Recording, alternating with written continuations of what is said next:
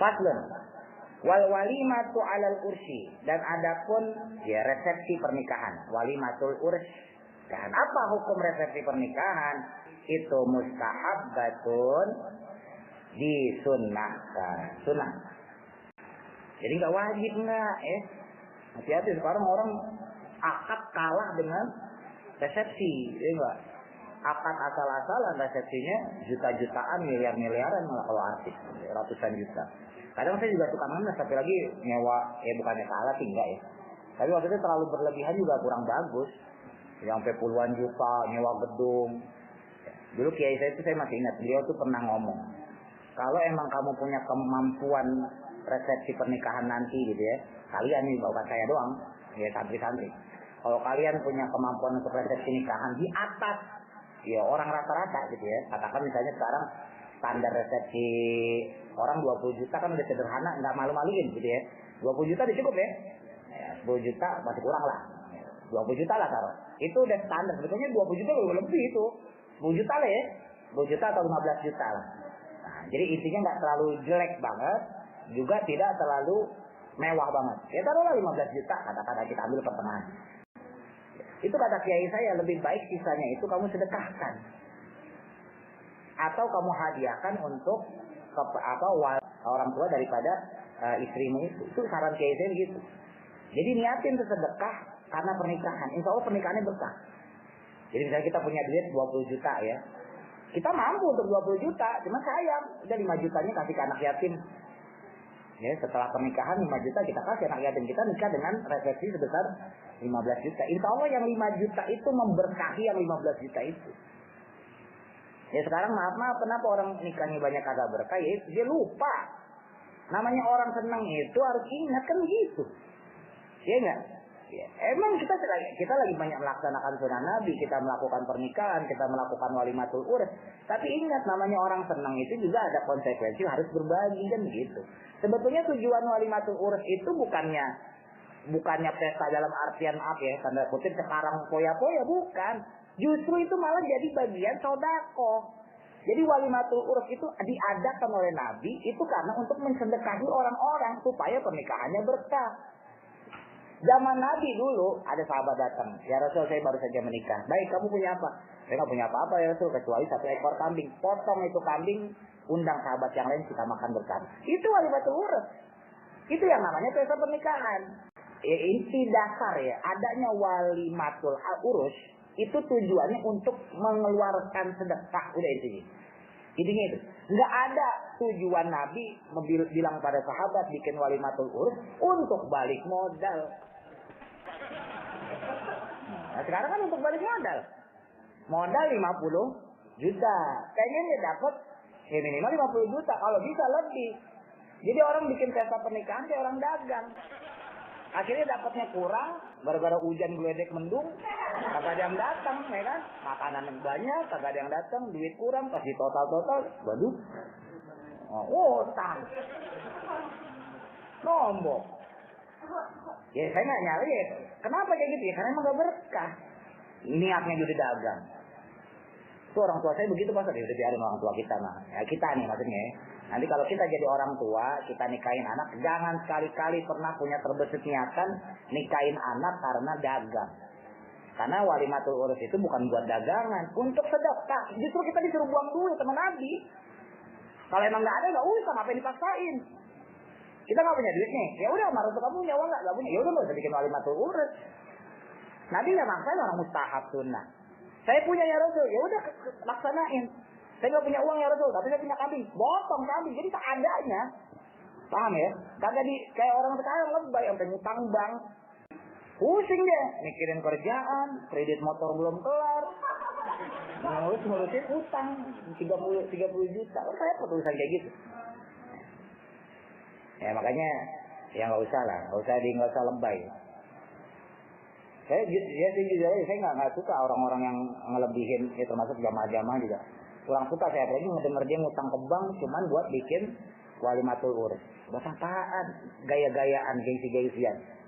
Dan yang udah-udah yang kata nyesel lah, nyesel. Nggak ada yang wah saya bangga hutang ke bank. Nggak ada itu. Rata-rata nyesel ya bos saya ternyata tunggakannya anak itu kalau orang tuanya tanggung jawab ya. Orang tua tanggung jawab karena di masa nikahin, anak kagak tahu orang tuanya punya utang loh. Anak taunya resepsinya megah, mewah, keren, ya kan? Dia nggak tahu orang tuanya utang ke bank. Anak udah pergi kemana dibawa lakinya, ya kan? Suami istrinya, bapak ibunya tuh kemudian nyicil per bulan buat tutupin nikahan. Anak kagak tahu loh. Anak datang ke rumah bapak ibunya kan, bapak sekarang kurus pak, ibu sekarang masih sakitan pak. Oh iya, mungkin musimnya aja lagi begini. Padahal lagi ngurus mikirin utang kalau lunas, gara-gara dia kawin. Kecil nyusahin, udah nikah juga nyusah. Terus nyenangin orang tuanya kapan? Wal ijabatu ilaiha. Nah, gimana kalau memenuhi undangannya? Datang ke pesta pernikahan kalau kita diundang. Wal ijabatu, dan adapun memenuhi undangan. Ijabah memenuhi undangan ilaiha kepada walimah, apa hukumnya? Itu wajibatun, wajib, illa kecuali min udrin, bagi orang yang uzur.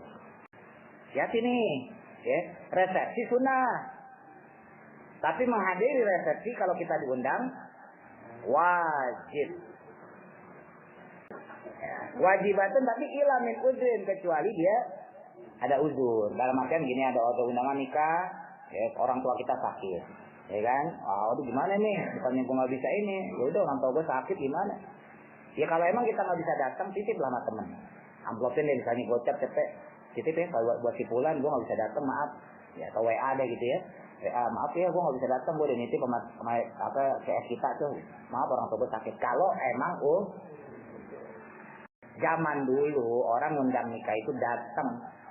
Jadi kalau ada orang nikah nih, misalnya masjid gitu ya, nikah mau ngelamar si Fulan. Nah maka yang datang ngundang itu bukan cuma masjid ngundang saya deh gitu ya. Ustaz, saya mau nikah sama istri saya, sama bini saya, calon bini saya, orang ini tanggal sekian. Itu yang datang ke tempatnya bukan masjid doang, kepala sukunya datang untuk menghormati orang yang diundang. Makanya orang yang diundang itu dihormatin, wajib dong hormatin balik. Sama seperti orang mengucapkan salam. Mas Ardan, assalamualaikum. Saya ngucapin salam sunnah, tapi ngebalikinnya, ngejawab salamnya deh wajib, karena memang kita harus ngebalikin yang baik. Kalau yang jahat nggak boleh dibalikin. Wah, lo lebih jahat, entah gue jahatin lagi lo. Kalau di Jawa tuh saya sering dapat omongan dari jamaah itu sampai ngomongnya itu halus.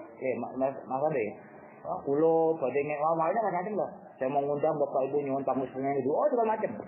Jadi bukan cuma surat undangan, kok omongan. Kalau di Jawa Tengah misalnya ada yang pakai berkas, datang. Jadi bukan surat tok. Kalau sekarang kan surat doang. Kalau zaman dulu orang-orang tua kita tuh ya bau besek. Nanti saya mau nikahan ya, ini ya zaman dulu kan surat lebih mahal daripada beras. Ya, siapa yang percetakan dari mana zaman dulu? Kan susah, lebih baik, lebih gampang bikin apa berkas daripada bikin undangan pakai kertas kan.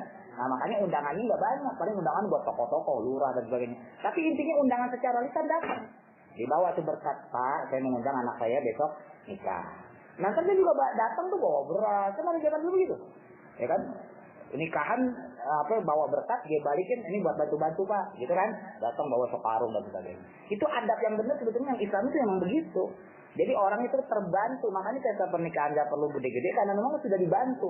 Tapi ini kan idealnya yang diikutin, diajarin Nabi, diajarin kepada sahabat, diikutin para sahabat sampai orang tua kita, ya, para wali kita dan seterusnya. Nah sekarang zaman udah modern. Boro-boro orang datang sekarang, boro-boro pakai surat, saking mudahnya pakai WA. Terundang ya, kawin kan sekarang apalagi sekarang PSBB gampang banget tuh alasannya tuh, ya kan? Tanpa mengurangi rasa hormat, ya, dengan aplikasi ini. Oh, ada aplikasinya tuh sekarang undangan kawin tuh, ya videonya itu kan. Ya maaf, nggak begitu gitu, nggak begitu. Sekarang ngundang pakai WA hormatnya. Orang ngirim cuma pakai video kan sekarang ada model kayak gitu ya, kirimin video aplikasi keren, wah keren lah videonya ya, seremonial deh tuh ya. Oh terus ada pre-wedding ya kan, ya pre-wedding terus pokoknya mengundang tanpa mengurangi rasa hormat gitu macam-macam itu bla bla bla. Pernikahan itu kita diundangnya dengan begitu, bentuk-bentuk kayak gitu, itu wajib apa enggak kita menghadirinya? Kita kan diundang. Gue bilang wajib, tapi ngundangnya songong.